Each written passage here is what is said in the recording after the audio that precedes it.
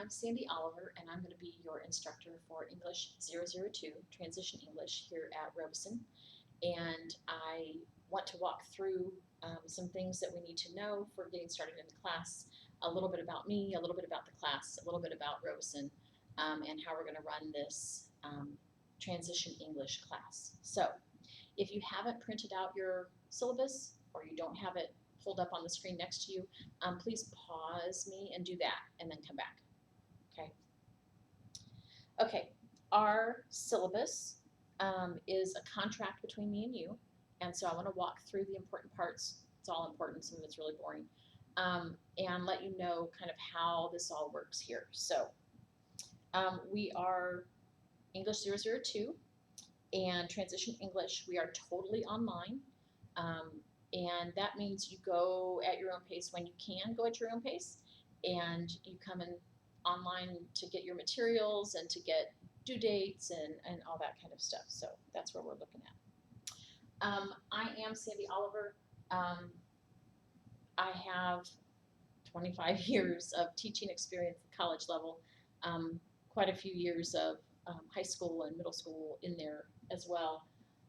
But I've been teaching college writing classes for a long time, and I love watching students grow and get past their fear of writing in general.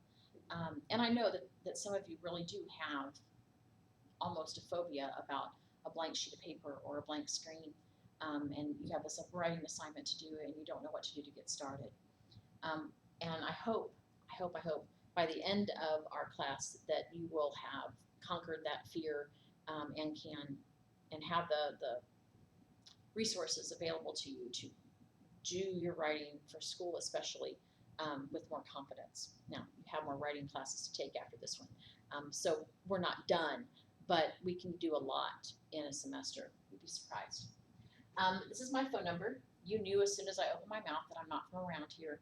405 is Oklahoma, and I spent 14 years there. David and I got married in 2014, and I moved here.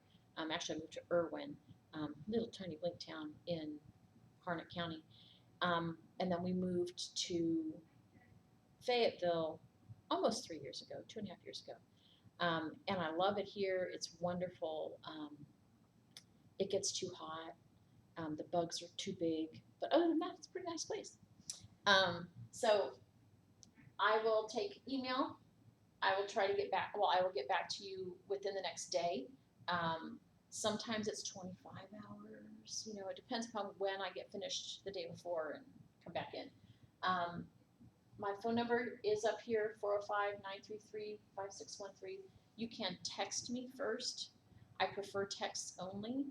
I only want phone calls if we've made an appointment for that. The main reason is I want to give you privacy, and I have a very busy household. So I need a minute to go someplace else and talk and set things up, and so the rest of my house doesn't fall apart while I'm down there. But anyway, phone calls by appointment only. You can text me. I prefer texts, during regular daylight hours kind of thing. I do turn my phone on. I just lost what the word is. Do not disturb when I go to bed, so I won't hear your 2 a.m. text. Okay, so don't stress about that.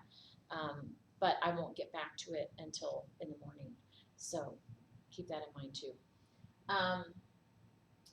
If you need something that has a document attached, email me or text me and ask me for it, and I'll email it to you. So just be aware that you need to be available by email as well as text. You need to be checking your email on a regular basis, preferably every day.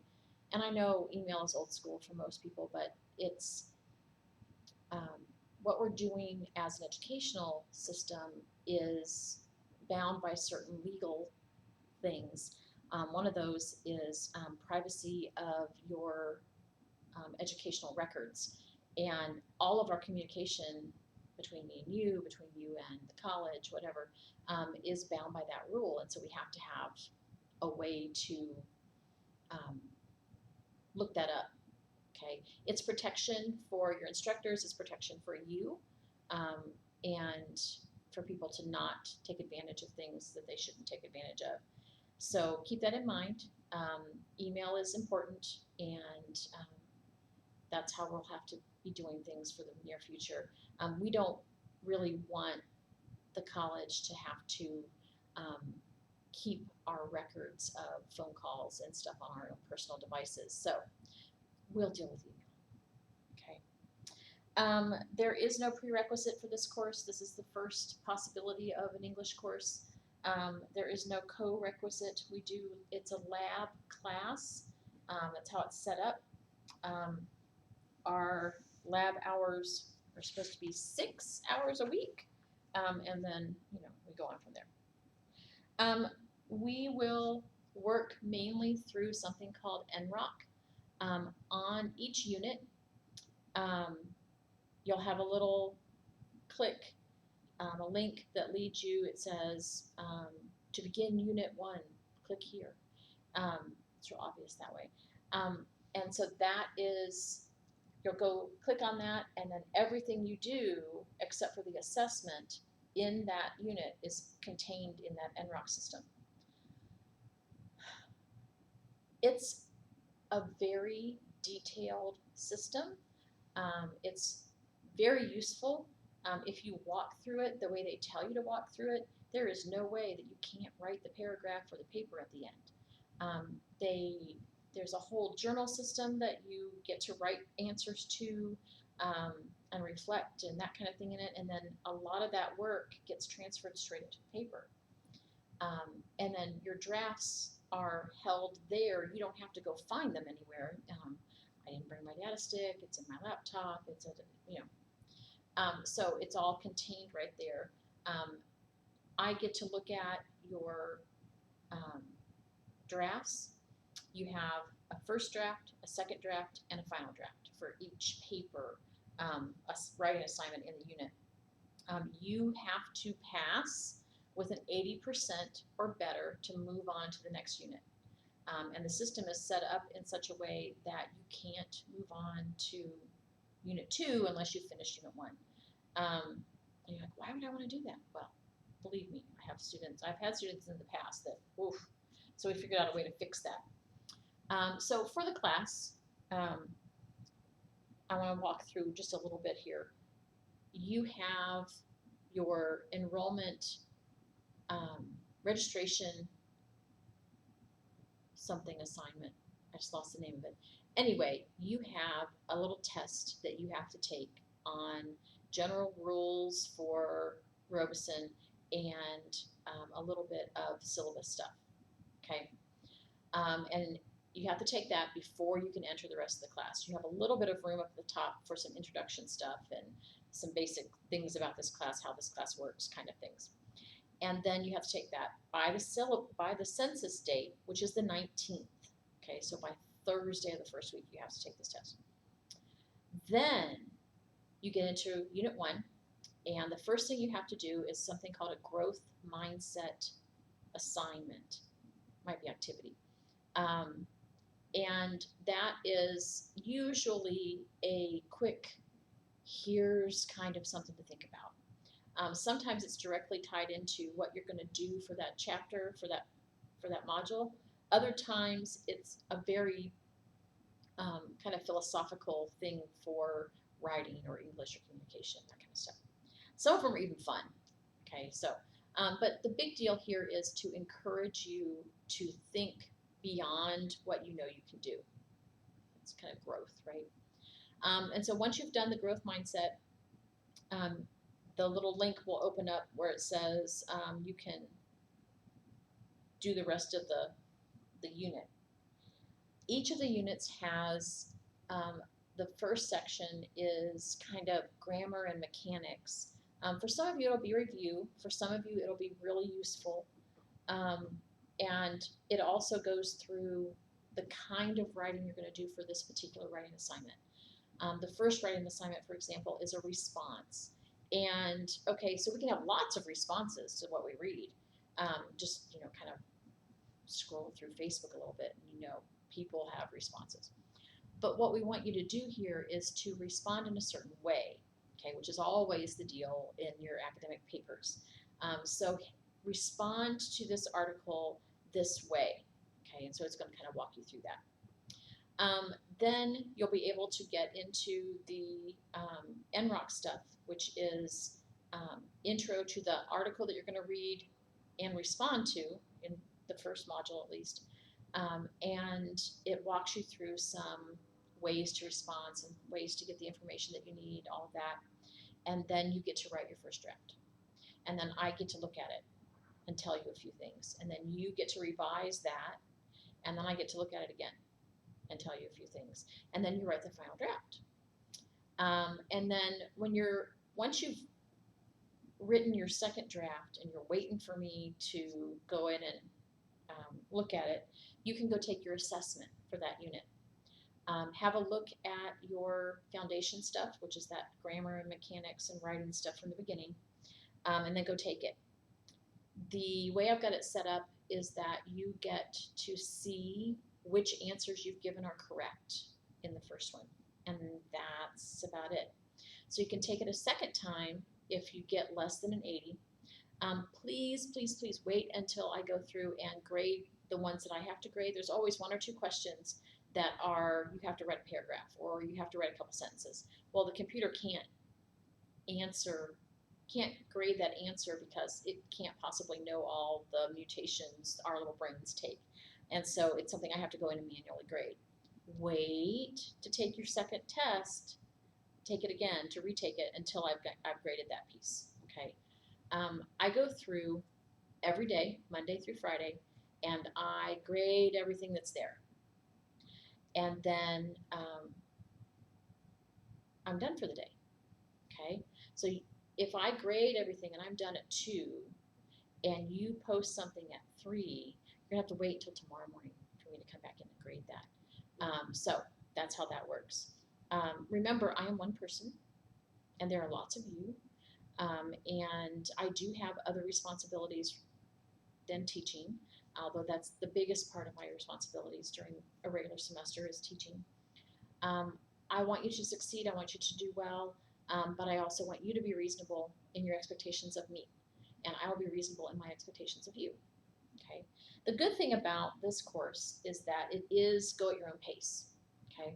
Now, the downside to that is if you're a procrastinator, it gets really rough when the end of the semester shows up. You have 2 options. Well, actually, you have 3 options. For the class, you have to pass 6 units, the first 6 units, in order to go on to English 111. If you pass units 1 through 6, you go on to English 111 with a companion course, with a lab course to go along with it to give you extra help.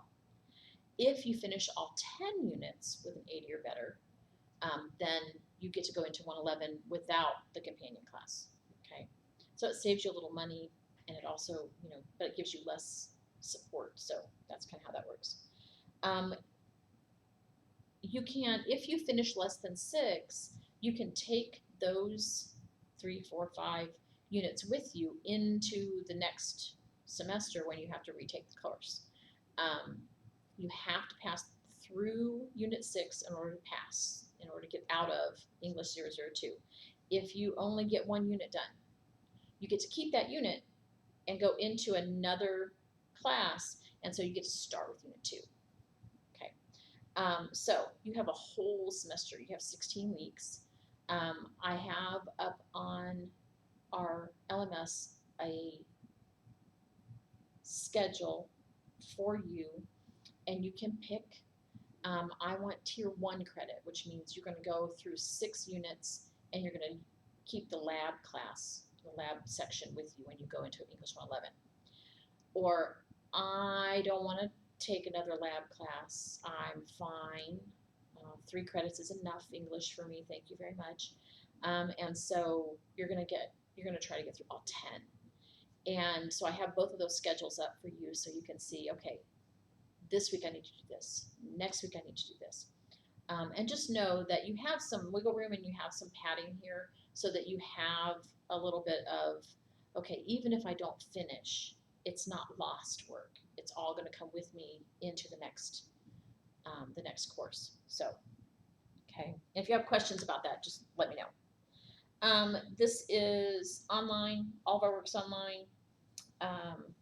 And there's the course requirements there that I just talked about.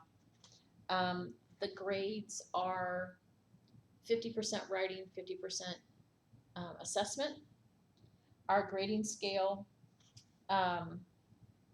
is all kinds of interesting here. Because we're a 0 level class, we get you get 3 choices for your grade. Okay, a P1 means a pass first tier. Means you've done 6 units, the first 6 units, and you pass them with an 80% or more. You get to go on. P2, pass with tier 2. You get to go on. You've done all 10 with an 80% or better, and you get to go on to English 111. If you don't get at least 6 done, what you'll see on your report card, what you see on your transcript, is an R, which means retake. Okay, so we keep a list though internally with our department. End of the semester, I send, okay, here are what we call partial completers. John Doe has completed 4 of the units. He gets to start in unit 5. So that's how that works. So you have a possibility for withdrawal. You can withdraw from your class. I believe it's December 1st is our deadline, but check that in your syllabus. It'll be up there. For class attendance, since COVID, we have not really been keeping track of attendance. What I will do is I will keep, according to that schedule that I have for tier 1 or tier 2, I will go with tier 1. If you haven't finished a certain amount of work by the end of week 3, I'll have to put an absence in for you. Okay, and I'll email you and let you know that, hey, this is happening. And of course, on a VSO, you can see everything, so it's okay. On page 4 in your syllabus, there's a progression kind of stuff, where you're supposed to be at the end of week 6, okay, where you're supposed to be at the end of week 5, that kind of thing. And if they decide that we're keeping actual attendance, you'll have to do at least 1 assignment per week to get your attendance, get counted present. And that's more than just logging into the system. You have to actually have to do something. Whether there's the first week we have a discussion board. After that it's all your work in NROC. But each progression gives you a present, like you're present that day. So anyway, we'll go on from there. Email and phone messages answered within 24 hours. On the weekends, 72 hours. If you're going to text me on a Saturday, I will do my best to get back to you. On Sundays, I rarely open my computer. That's my holy day, so I try to make it holy and spend time with family and at church and that kind of stuff. So I try really hard not to work on that day.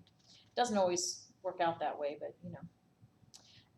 don't forget about the Learning Center. This is upstairs in Building 14. They have tutors there for you. They have resources there for you. They have computers with internet there. Same thing for the library. They have computers with internet there. So if you don't have high-speed internet at home, that's your best bet. Honestly, is to go there.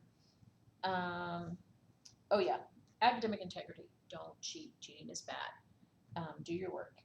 Okay, and there's some things on here about policies and things on page 5 and on page 6. If you have a physical or mental or learning disability that's going to get in the way of doing well in class, you need to go see the folks at DSS. Let's make sure I'm calling it correct thing here. Oh, counseling and testing in the Williams Center. And um, there's a phone number here on page 6. I believe Mr. Sampson has retired, but somebody else is in that position now, so we'll get to that. I have to make sure I get that changed right. Non-discrimination. We try very hard to accommodate folks, accommodate students. We don't want who you are to get in the way of what you can do. Okay, so all of the things that our society is bad about, we try not to be bad about.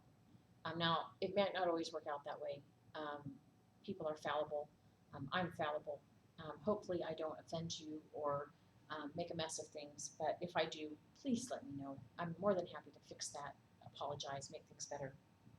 And we'll get more of that in a little bit here. Something that is part of our current syllabus, and this is something you have to do online as well for being at the college. It's the Healthy RCC Pledge. Basically, you agree that you're not going to come to school if you're sick.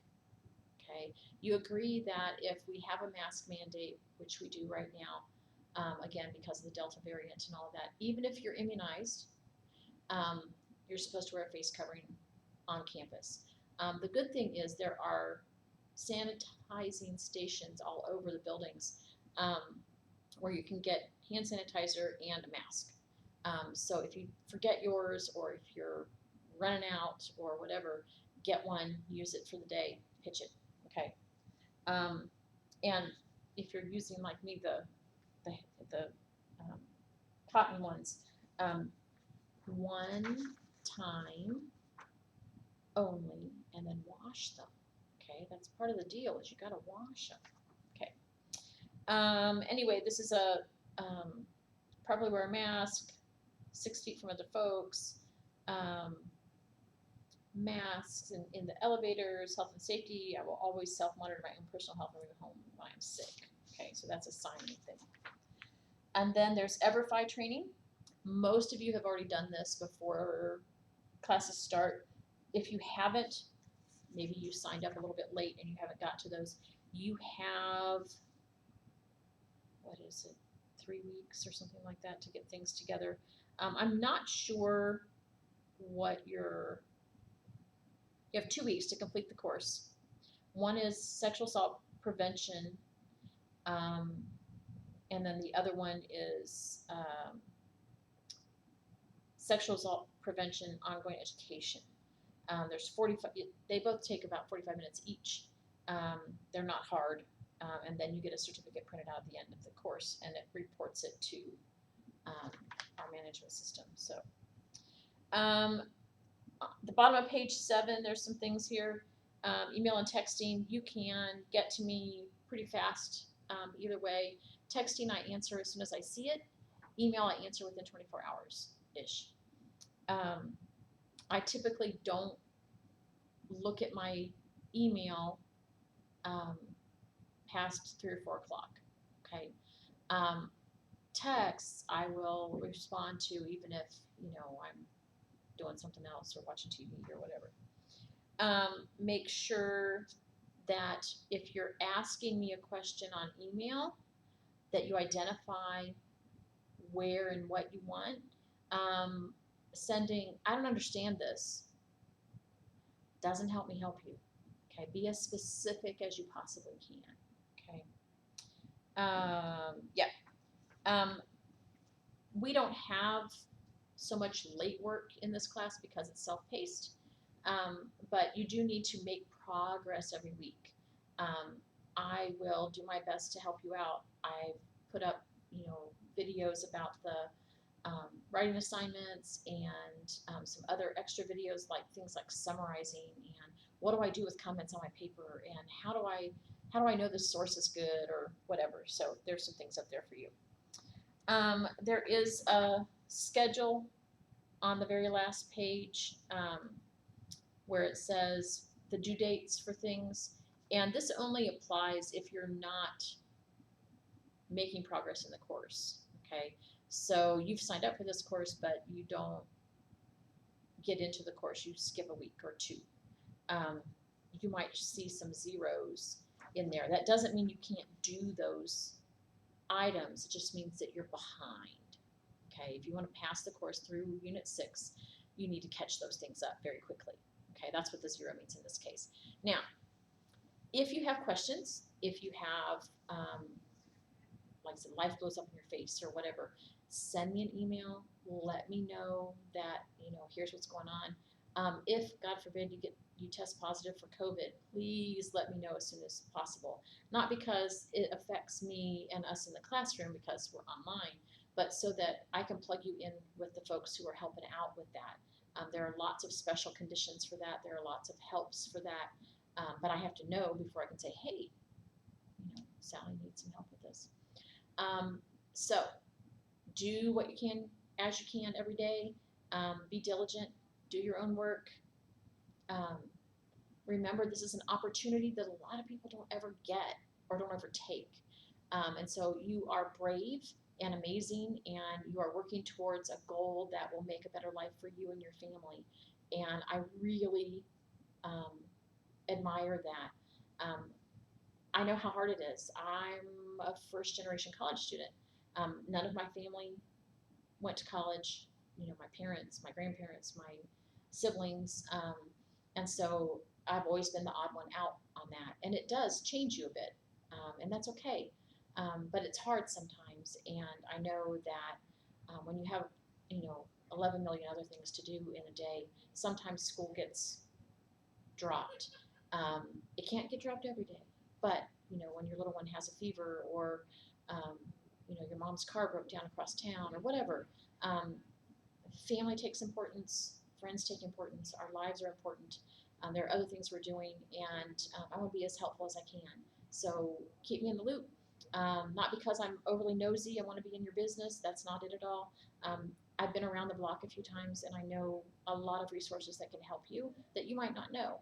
And so I want to be as helpful as I can, not just with writing, especially with writing, but not just with writing. And we can help each other out. We have to build a community in order to survive. And it's really hard when we're all behind screens all day. So help me out. I'll help you out. It'll all be fine. And we'll make some progress in writing this semester. So have a great day. Have a look through what you can on NROC, what you can in our LMS section, and let me know when you have questions. Okay? So bye. Have a great day.